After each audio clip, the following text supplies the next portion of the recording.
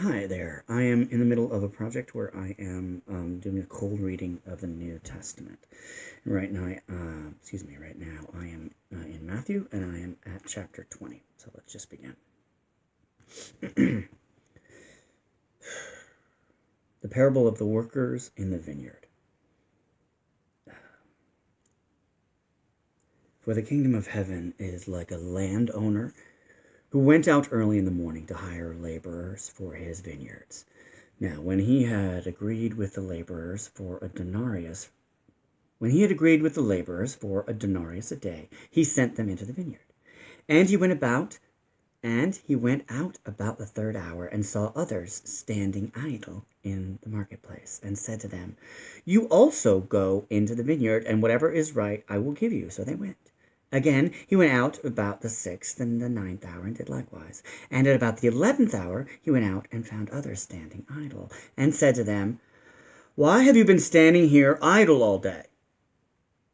They said to him, "Because no one hired us." He said to them, "You also go into the vineyard, and whatever is right you will receive." So when evening had come, the owner of the vineyard said to his steward, "Call the laborers and give them their wages, beginning with the last to the first." And when those came who were hired about the 11th hour, they each received a denarius. But when the first came, they supposed that they would receive more, and they likewise received each a denarius. And when they had received it, they complained against the landowner, saying, "These last men have worked only 1 hour, and you made them equal to us, who have borne the burden and the heat of the day." But he answered one of them and said, "Friend, I am doing you no wrong. Did you not agree with me for a denarius? Take what is yours and go your way. I wish to give this last man the same as you. Is it not lawful for me to do what I wish with my own things? Or is your eye evil because I am good? So the last will be first, and the first will be last. For many are called, but few are chosen." Jesus, a third time, predicts his death and resurrection. Now Jesus, going up to Jerusalem, took the 12 disciples aside on the road and said to them, "Behold, we are going up to Jerusalem, and the Son of Man will be betrayed to the chief priests and to the scribes, and they will condemn him to death, and deliver him to the Gentiles to mock and to scourge and to crucify. And the third day he will rise again." Greatness is serving. Then the mother of Zebedee's sons came to him with her sons, kneeling down and asking something from him. And he said to her, "What do you wish?" She said to him, "Grant that these 2 sons of mine may sit, one on your right hand and the other on the left, in your kingdom." But Jesus answered and said, "You do not know what you ask.